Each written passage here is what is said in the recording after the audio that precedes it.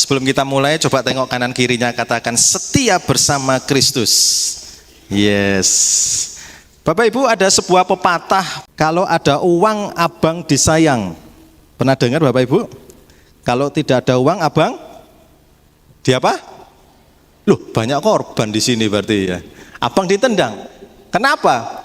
Karena kehidupan manusia ya, itu segala sesuatunya bernilai uang. Ya.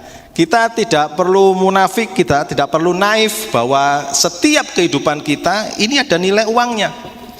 Bapak Ibu keluar dari rumah, kemudian ke gereja, itu semua butuh uang. Bapak Ibu makan butuh uang, benar? Saya pun kalau ke supermarket nggak bisa saya terus tukar dengan, Pak saya mau beli roti Mbak, terus saya bayarnya pakai Alkitab, bisa? Gak mungkin Bapak Ibu ya. Gak bisa, semua ada nilai uangnya. Tapi permasalahannya adalah uang ini bisa menjadi pemecah di dalam kehidupan kita. Uang bisa menjadi sebuah hamba, bisa menjadi sebuah Tuhan dalam kehidupan kita. Nah, saya 2 bulan ada di Sydney Bapak Ibu, bulan Desember, bulan Januari. Nah, itu berkat Tuhan yang luar biasa. Tuhan memberikan kesempatan saya untuk ke sana, untuk bisa melihat betapa firman Tuhan itu iya dan amin. Segala sesuatu yang difirmankan, yang tercatat di Alkitab itu adalah firman yang benar-benar terjadi dalam kehidupan sehari-hari. Nah, waktu saya di sana, saya bertemu dengan beberapa orang perantau, ya, dari Indonesia, ada dari Malaysia, ada Thailand, ada dari Nepal. Nah, ketika saya di sana, saya sempat tanya kepada mereka, apa sih yang mereka cari ketika mereka berada di sini? Mereka menjawab, cari uang. Kenapa? Karena di Sydney, di Australia, itu nilai uangnya jauh lebih besar daripada di negara mereka. Jadi kursnya jauh lebih besar, lebih enak. Terus saya tanya, emangnya kalau punya uang mau ngapain? Terus salah satu dari perantau itu mengatakan, loh ya jelas lebih enak kalau kita uangnya lebih banyak, karena saya bisa beli sepatu, bisa beli handphone gitu kan, bisa beli mobil dan lain sebagainya. Saya bisa transfer uang itu ke negara saya, ke keluarga, bisa biayain anak. Nah, tujuan itu sebetulnya tidak masalah, asalkan kita motivasi atau apa yang kita lakukan itu, yang kita korbankan itu tidak mengorbankan hal-hal yang esensi. Bahkan mereka ini Bapak Ibu, untuk mendapatkan uang, mereka berani yang namanya berkorban tentang kesehatan mereka. Mereka sampai sakit lengannya, tidak bisa naik. Karena apa? Mereka harus bekerja, karena semakin banyak bekerja maka semakin banyak mendapatkan uang. Ada istilah time is money, waktu itu adalah uang. Jadi mereka semakin banyak bekerja, semakin uangnya semakin banyak. Bukan itu aja Bapak Ibu yang dikorbankan, bukan tentang kesehatan, tetapi tentang hubungan antar teman. Mereka bisa dengan rela untuk mencelakai temannya atau menyikut temannya dengan sengaja agar apa? Agar pekerjaan jatuh kepada dia dan dia lebih banyak uang. Dan yang menarik lagi Bapak Ibu, mereka untuk mendapatkan lebih banyak kesempatan bekerja di sana, mereka rela yang namanya hamil di luar nikah. Dan itu menjadi kenyataan. Kalau hamil di luar nikah, kemudian anaknya lahir di sana, mereka dapat privilege khusus sehingga bisa mencari pekerjaan jauh lebih mudah dari orang-orang yang lain. Nah, tujuan mereka itu adalah uang, mendapatkan uang. Mungkin kita saat ini juga Bapak Ibu ya, bergumul dengan keuangan. Kita lihat kembali ke Alkitab, bagaimana prinsip keuangan kerajaan Allah. Ya, kita semua itu harus kembali kepada firman Tuhan, karena firman Tuhan itu yang amin, ya, yang dahulu dan sekarang dan sampai selama-lamanya, dia tidak akan pernah berubah. Kita baca di 1 Timotius 6 ayat yang ke-10. 1 Timotius 6 ayat yang ke-10. Mari kita baca sama-sama, 2, 3. Karena akar segala kejahatan ialah cinta uang. sebab oleh memburu uanglah beberapa orang telah menyimpang dari iman dan menyiksa dirinya dengan berbagai-bagai duka. Nah, Bapak Ibu yang dikasih Tuhan, kita masuk prinsip yang pertama tentang uang. Kalau kita lihat di prinsip uang di dalam bahasa Indonesia, definisinya adalah alat tukar atau standar pengukur nilai yang sah. Nah, uang ini berkembang dari zaman dulu sampai zaman sekarang ini bentuknya berubah. Zaman dulu mungkin dalam bentuk barang barter, ya bisa dalam bentuk perak, bisa dalam bentuk emas, bisa dalam bentuk kertas yang modern. Nah, sekarang kita sudah masuk dalam bentuk digital. Bapak Ibu pembayaran sudah pakai kris bukan? Ada yang enggak bawa uang cash di sini atau mengurangi uang cash? Ada? Sudah mulai kemana-mana bayarnya pakai kris kan? Jauh lebih simpel. Kita di parkir pun pakai tap e-money. Ya, lebih simpel. Nah, Bapak Ibu, dalam prakteknya uang itu memiliki sebuah konsep yang namanya Trinity of Money. Ya, trinitas atau tritunggal uang. Uang itu adalah sekumpulan hasil tenaga, upaya, waktu yang kita berikan di masa lampau. Nah, itu dibayar dalam bentuk uang. Jadi trinitas yang pertama, uang itu adalah hasil karya, hasil upaya, hasil tenaga kita di masa lampau yang ada, yang dapat kita dapatkan saat ini, itu uang. Trinitas yang kedua, uang itu adalah sebuah alat untuk menebus apa yang kita butuhkan atau apa yang kita inginkan. Bahasa Inggrisnya kenalnya dengan sebutan social blood. Ya, ini alat yang untuk apa? Menebus apa yang kita inginkan. Kita mau beli handphone, kita mau beli baju, ini harus pakai uang, ditebus dengan uang. Yang terakhir, uang itu adalah sebuah alat untuk menghadapi masa depan. Kenapa? Karena semuanya perlu uang. Bapak Ibu mau bayar uang sekolah, ya kan, anak naik kelas atau naik jenjang pendidikan, itu butuh uang. Bapak Ibu mau ke luar kota, merencanakan untuk mau jalan-jalan dengan anak liburan, butuh uang. Jadi ini ada konsep Trinity of Money. Di Alkitab, uang itu pun juga dipakai. Uang dipakai dengan cerita, ya, di dalam cerita Yusuf. Yusuf ketika bangsa Israel mengalami kelaparan di Mesir, ya kan, di tanah mereka, kemudian Yusuf ada di Mesir. Bangsa Israel untuk beli makanan ke Mesir itu pakai uang. Mereka harus tukar uang untuk mendapatkan makanan. Lihat ya Bapak Ibu, kita baca ya supaya ada buktinya bahwa Alkitab pun mencatat tentang uang. Kita baca di Kejadian 42 ayat 25. Kejadian 42 ayat 25. Sesudah itu Yusuf memerintahkan bahwa tempat gandum mereka akan diisi dengan gandum dan bahwa apa Bapak Ibu? Uang mereka masing-masing akan dikembalikan ke dalam karungnya serta bekal mereka di jalan akan diberikan kepada mereka. Demikianlah dilakukan orang kepada mereka itu. Kita lompat lagi ke Kejadian 47 ayat yang ke-15.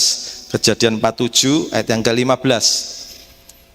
Setelah habis uang di tanah Mesir dan di tanah Kanaan, datanglah semua orang Mesir menghadap Yusuf serta berkata, berilah makanan kepada kami.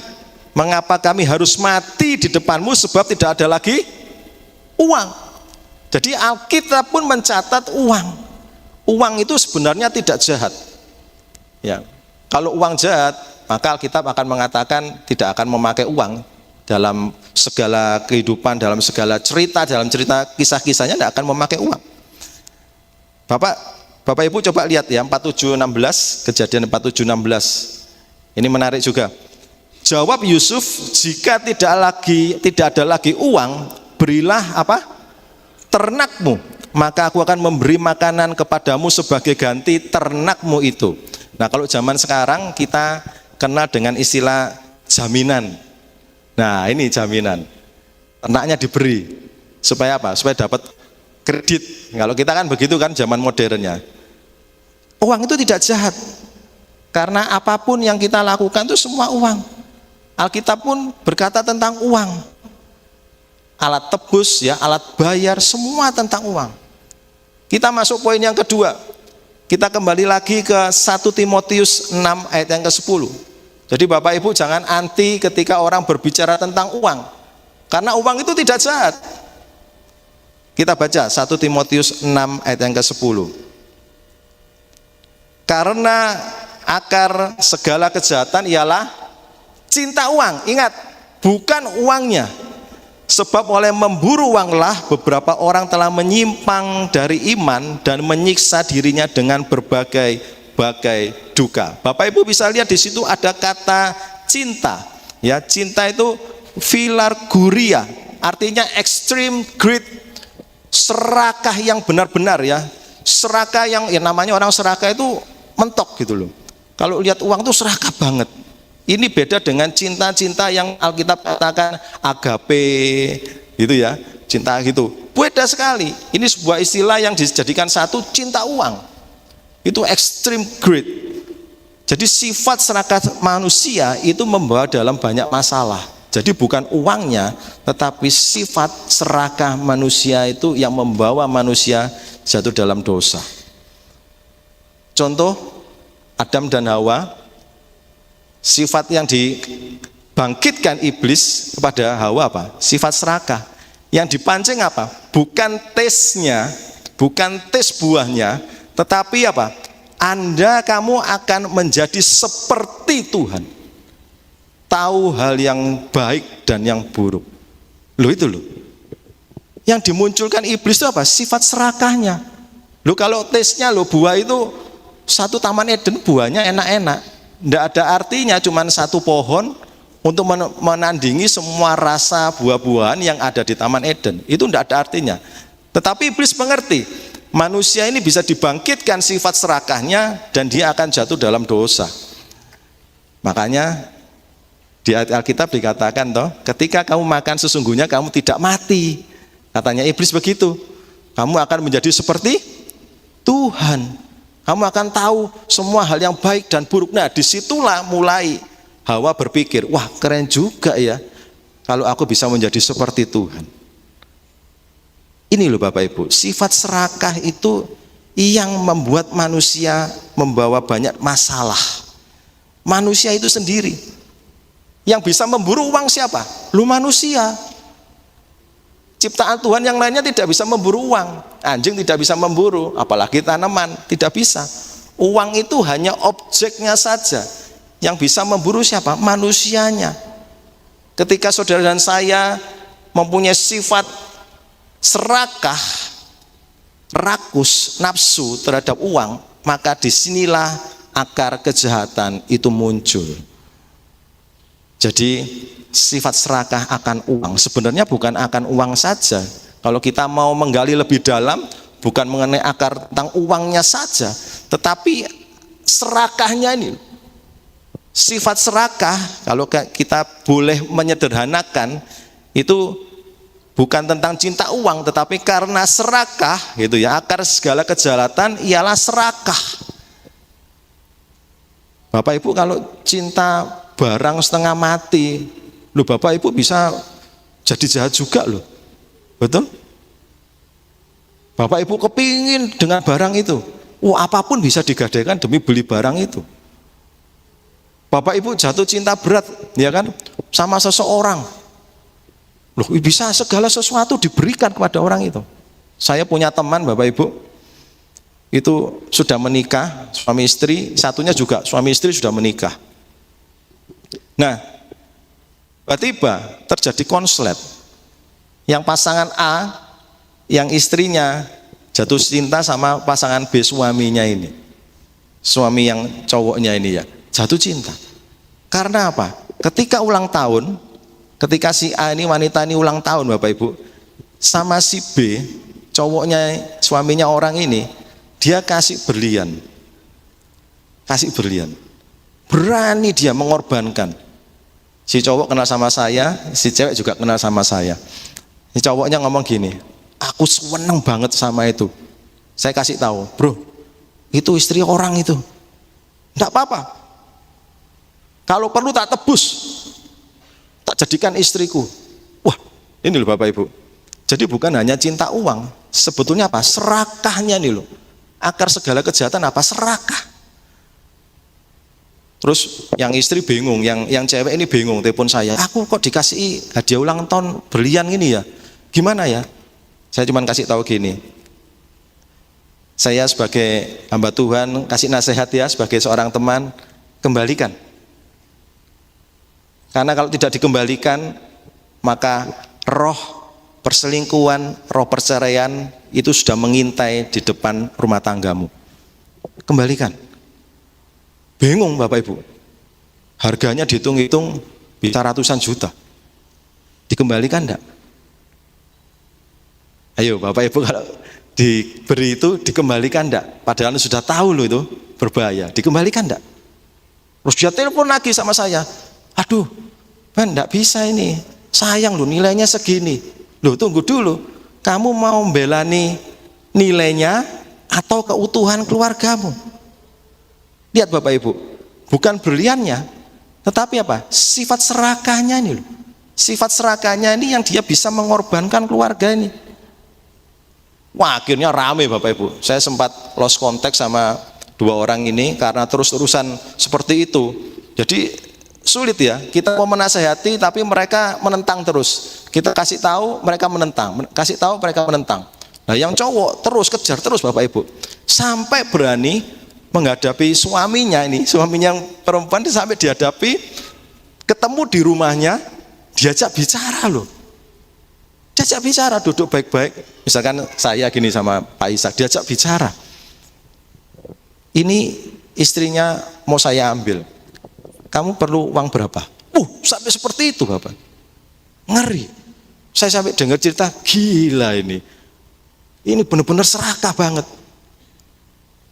Terus yang suaminya itu yang mau diambil tuh istrinya, loh kamu enggak apa-apa kalau mau gitu, tapi saya hitung semua pengeluaran saya bulanan sejak menikah sampai sekarang tak hitung, nanti kamu ganti uang. Loh apa gak tambah ruwet Bapak Ibu? Jadi bisa ditransaksi, enggak apa-apa silakan kita hitung, hitung-hitungan. Wih, saya sampai merinding Bapak Ibu cerita gitu tuh. Loh ini serakah banget toh. Yang cewek sudah tahu punya suami masih mau. Nah yang suami kepingin ngambil istrinya ini apa? Serakah juga. Loh uangnya banyak. Bukan masalah uangnya, tetapi apa? Serakahnya. Jadi jangan anti uangnya, tetapi sifat serakah manusia itu mengubah manusia menjadi hamba uang. Disinilah trinitas uang itu dituhankan. Mirip seperti Tuhan Yesus. Ada Allah Bapa, Allah Anak, Allah Roh Kudus. Ya, Tuhan Yesus yang menebus masa lalu saudara, ya, yang menguatkan masa kini dan menjamin masa depan sampai pada kekekalan. Uang pun seperti itu. Yang ini yang terus digaung-gaungkan dunia tentang uang. Uang itu merupakan hasil dari masa lalu Bapak Ibu yang dikumpulkan, kemudian hari ini Bapak Ibu bisa menebus hal-hal tentang kebutuhan Bapak Ibu tentang uang, dan uang menjadi jaminan pada masa depan. Lihat, trinitas uang. Hati-hati, jangan sampai Bapak Ibu menggantikan Tuhan dengan uang. Hamba uang itu mengorbankan segala-galanya. Bapak Ibu ingat kisah Ananias dan Safira? Dalam kisah di Ananias Safira, kisah para rasul 5 ayat 1 sampai 11, Ananias dan Safira itu adalah anggota jemaat yang memberikan persembahan.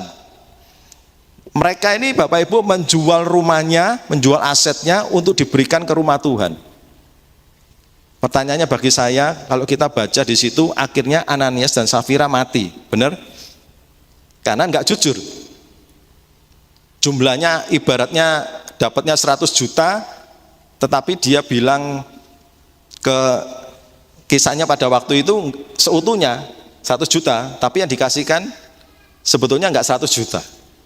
Pertanyaan saya, kalau Ananias dan Safira pada waktu itu jujur, kalau yang dikasihkan misalkan cuma 50 juta, dia mati enggak?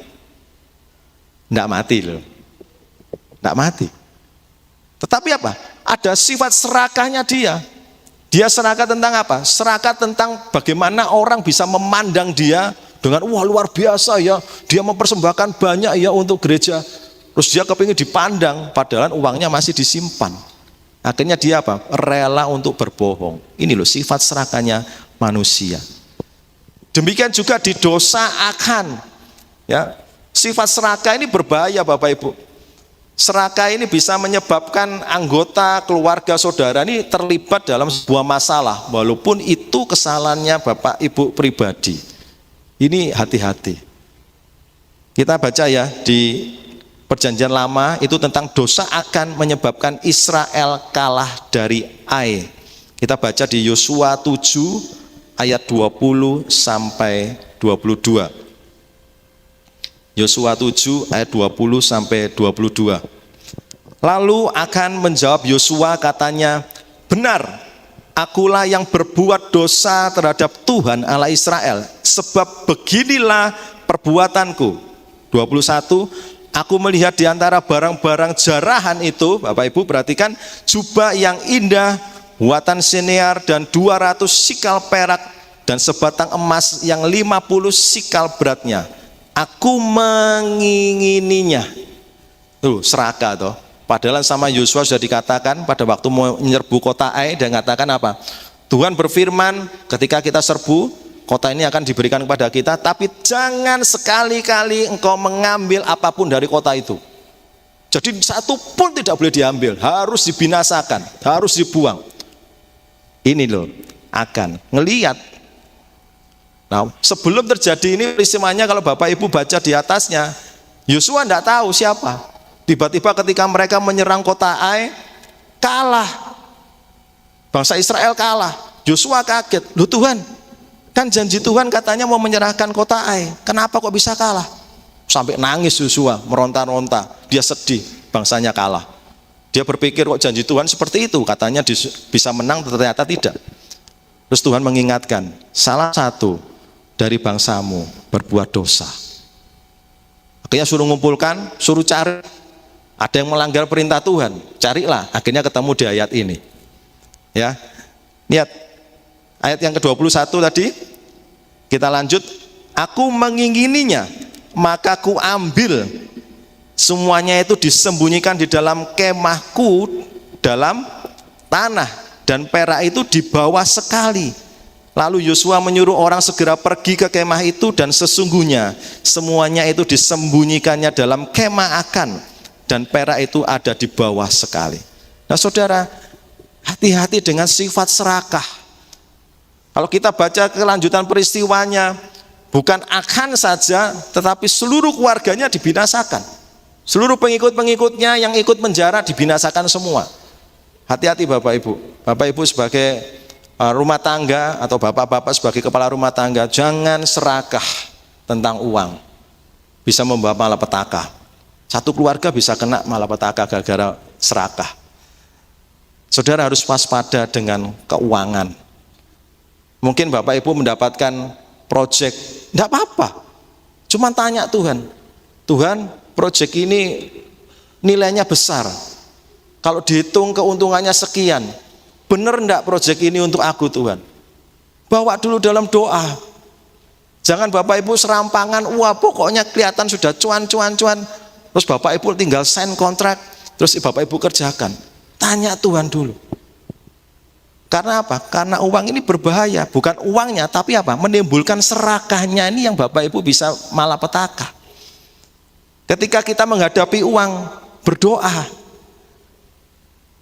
Kita baca Ibrani 13 ayat yang kelima. Ibrani 13 ayat yang kelima.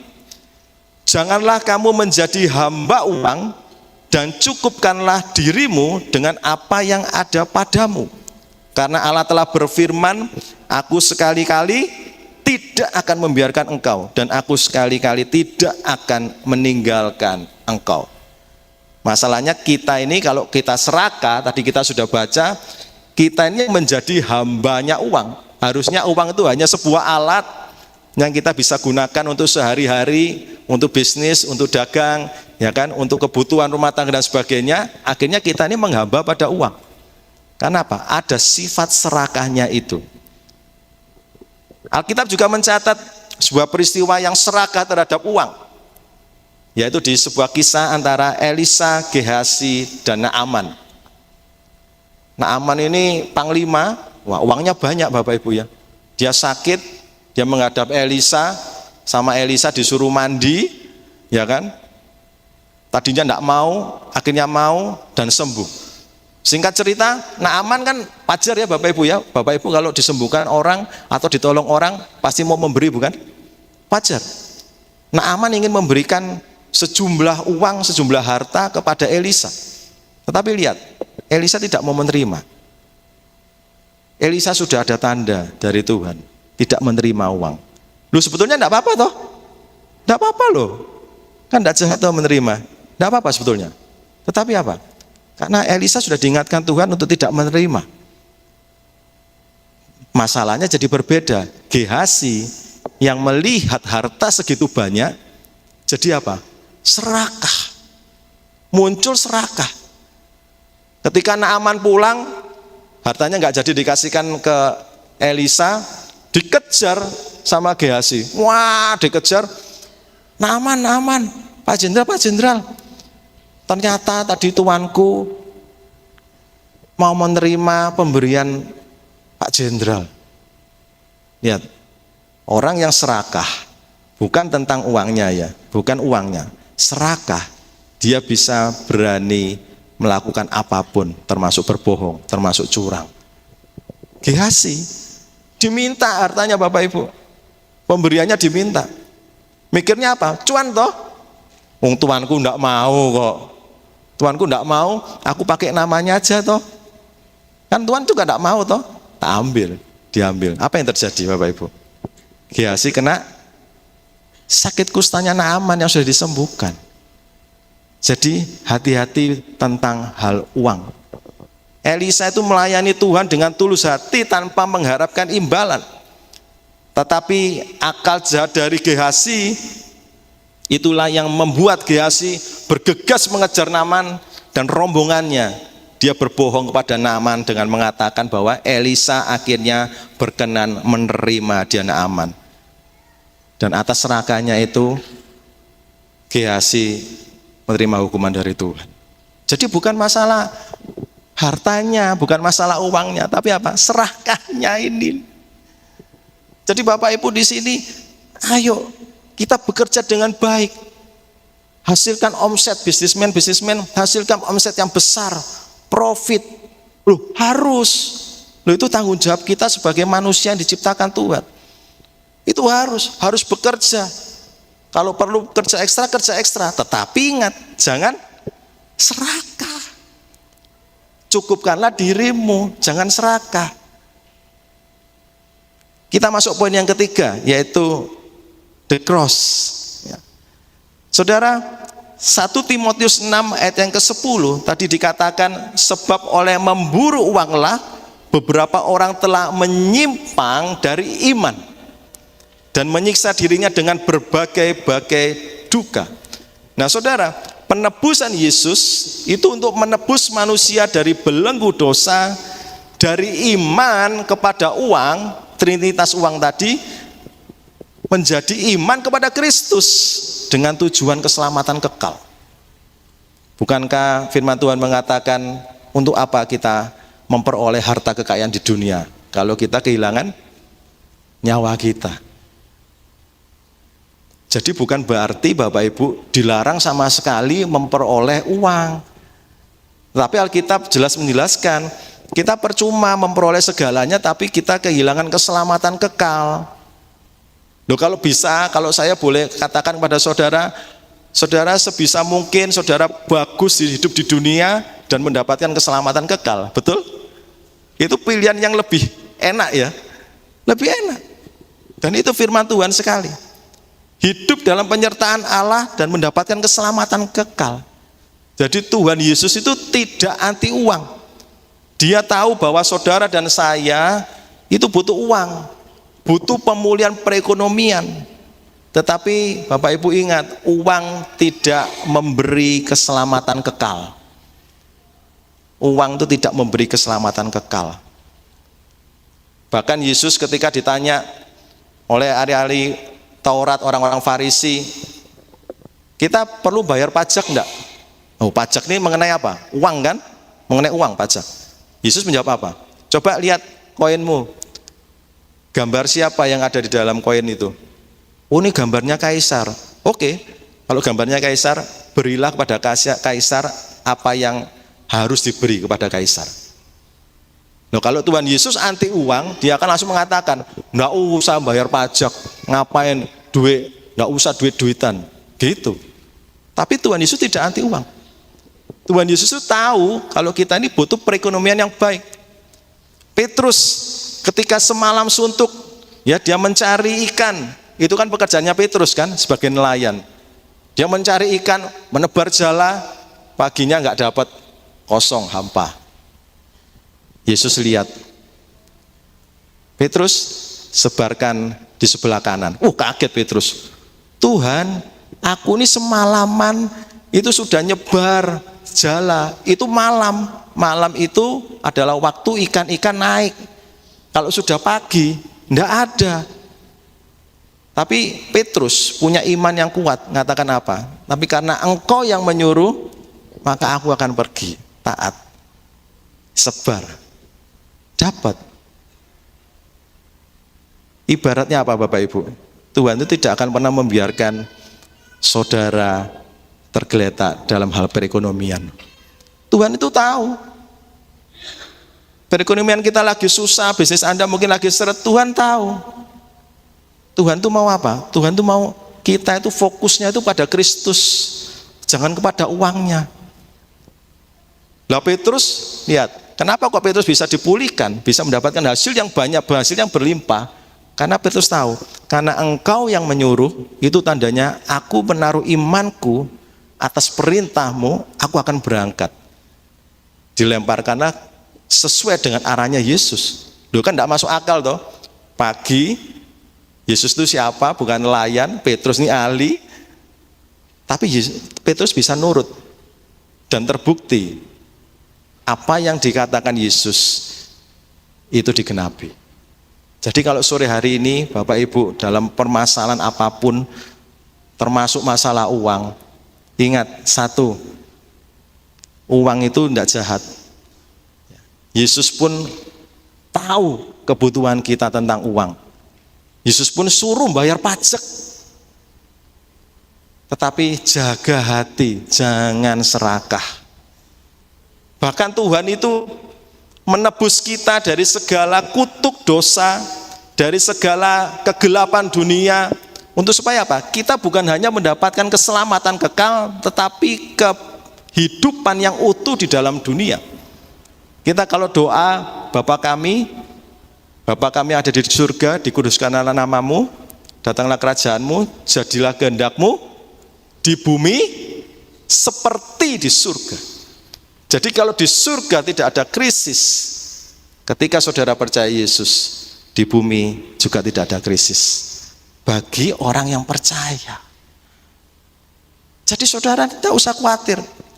Yesus tuh malah kepingin kita ini harusnya sukses.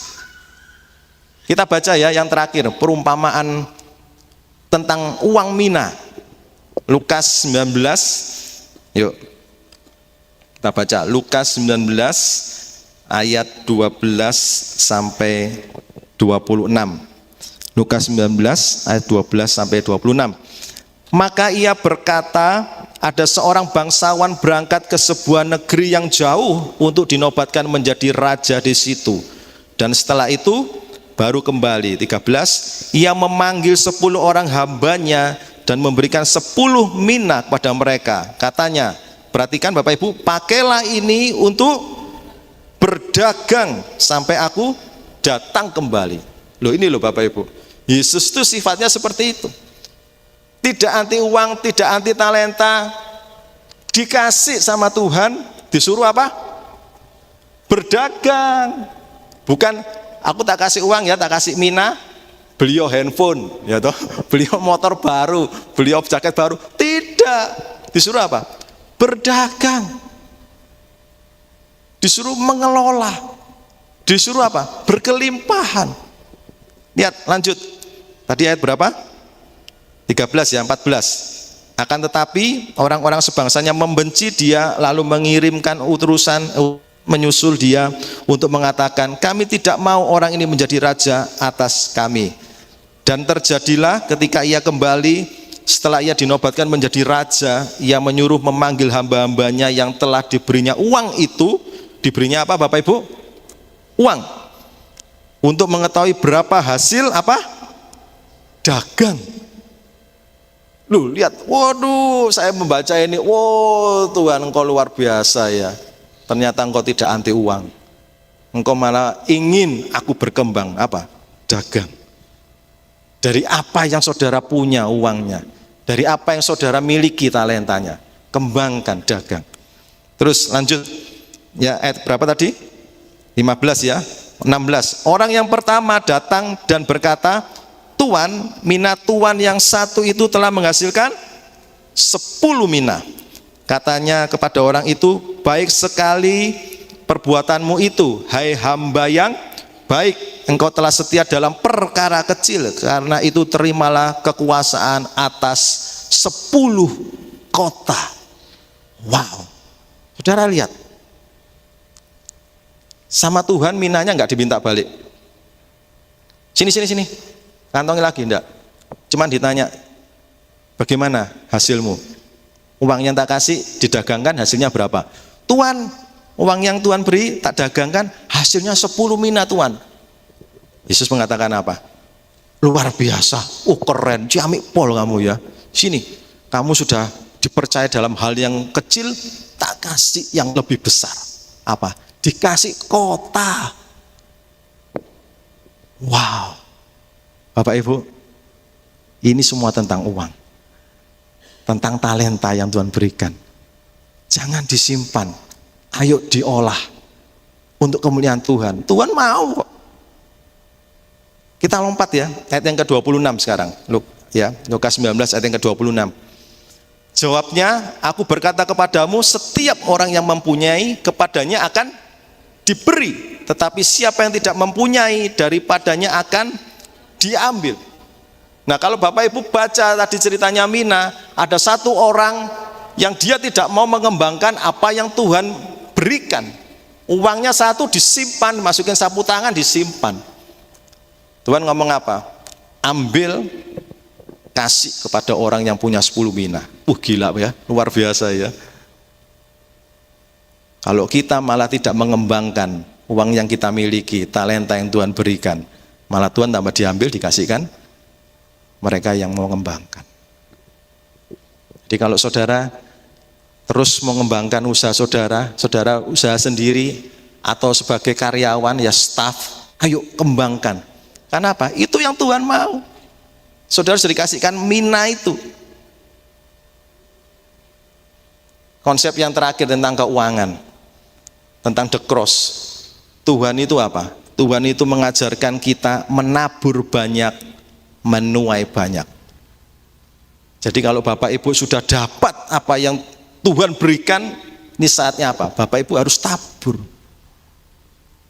Hati-hati. Kalau tidak Bapak Ibu tabur, maka yang akan muncul adalah apa? Keserakahan.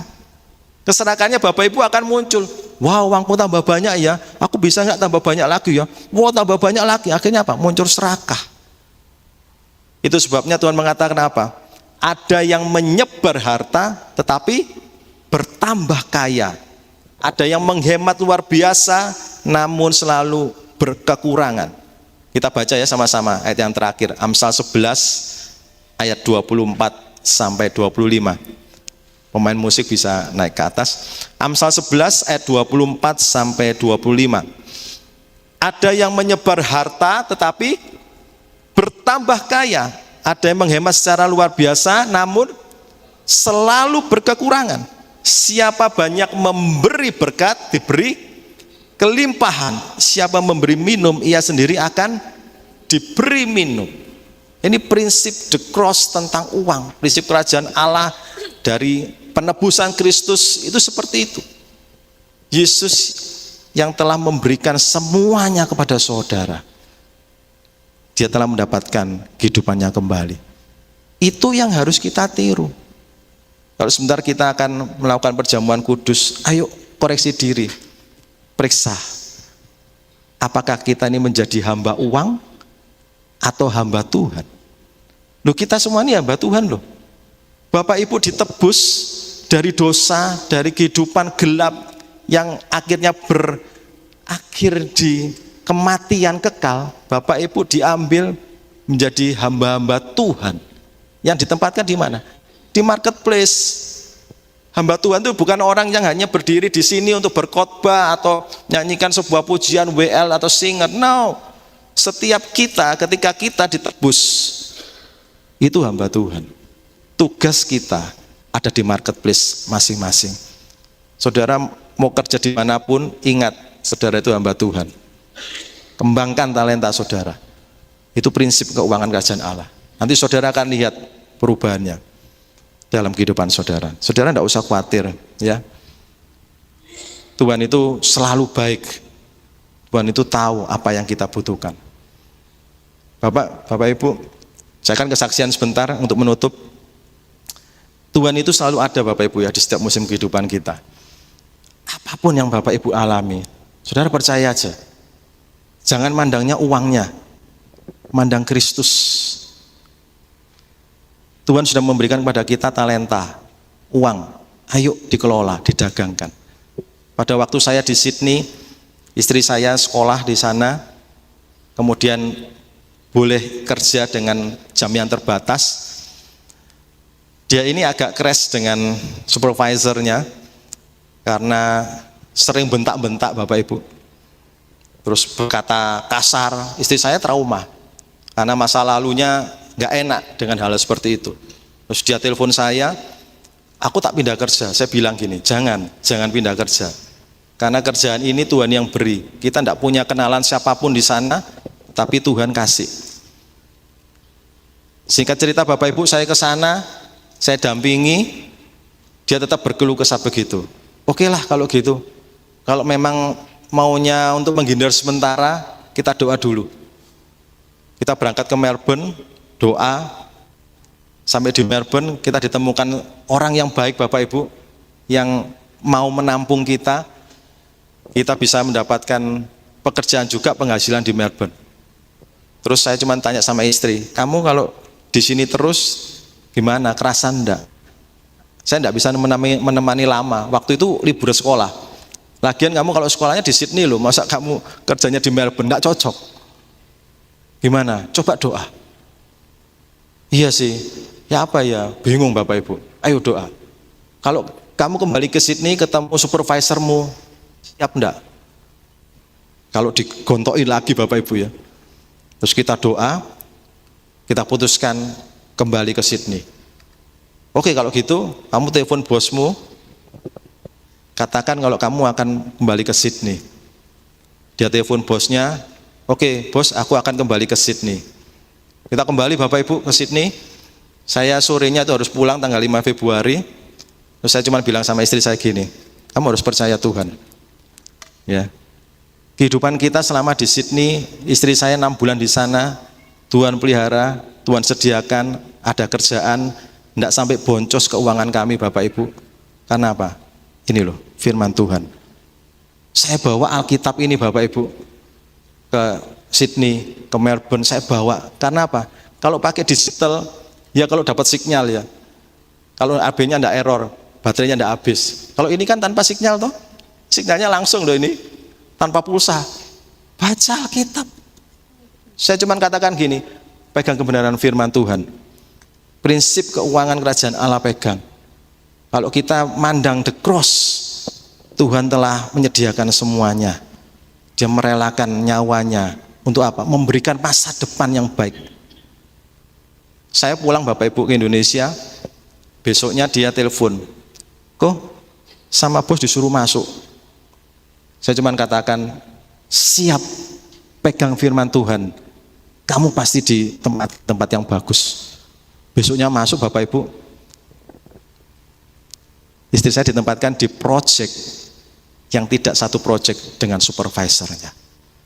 Lihat Bapak Ibu, dia telepon saya keesokan harinya, kok kabar baik, apa? Aku ditempatkan di project yang nggak ada supervisornya. Kita tidak pernah cerita sama, tapi kita punya Tuhan yang baik. Tuhan kita sama Bapak Ibu, Tuhan Yesus Kristus. Saya cerita pada anak saya, lihat papa mamamu mengajarkan hal yang benar. Yesus itu hidup dari dahulu dan sampai selamanya. Tuhan sediakan. Lu gemeter. Mana tahu kalau ada proyek baru. Terus saya tanya, kamu tanya enggak sama bos? Proyeknya dapat kapan? Tanya. Terus jawabannya bos apa? Tanya bos, ini proyek baru dapat 1 minggu. Saya kaget Bapak Ibu. Saya hitung 1 minggu ke belakang. 1 minggu itu ketika kita ada di Melbourne, ketika saya berdoa, Tuhan tolong jalanmu yang terbaik. Kasihan loh Bapak Ibu, kalau kerja terus mentalnya digituin ya, sampai kepingin keluar terus loh. Kalau keluar loh siapa yang biayai, kan bocor kabeh Bapak Ibu. Tapi lihat, ketika memandang uang tidak dengan serakah, kita kembalikan kepada Tuhan. Tuhan buka jalan. Di sana pun kita membantu orang loh. Teman kita satu kerja, karena pengeluarannya besar, harus membiayai anak dan sebagainya, dikirim ke negaranya, uangnya itu nggak bisa makan. Loh, kita bukan orang yang berkelimpahan uang banyak dolarnya, enggak. Tapi mau enggak kita membantu mereka? Bantu Bapak Ibu. Saya katakan pada istri, kasihlah. Kita masih bisa diet. Tahan. Lihat, prinsip kebenaran firman Tuhan. Memberi, maka engkau akan diberi kelimpahan. Itu terjadi. Pinjemi $50, kadang gak cukup makannya beberapa minggu, pinjam $100, kasih $100. Saya cuma katakan apa? Nggak usah ditagih, biarkan. Kalau dia nanti kembali, terima. Tapi kalau tidak, let it go. Kita dipelihara Tuhan Bapak Ibu. Kerja itu nggak seminggu full, tetapi ada masa liburnya. Bapak Ibu ingat, pegang kebenaran firman Tuhan. Ketika istri saya libur, ada orang yang bisa nawarin loh, kamu libur ya? Ayo ikut aku yuk kerja. Oh ya mau. Loh enak toh. Dan bayarannya berapa? 2 kali lipat dari regulernya dia kerja. Kita tuh sampai gemeter Bapak Ibu nerima gitu. Luar biasa ya. Lihat, di tengah keterbatasan kita, beri seperti Yesus telah memberikan nyawanya untuk kita.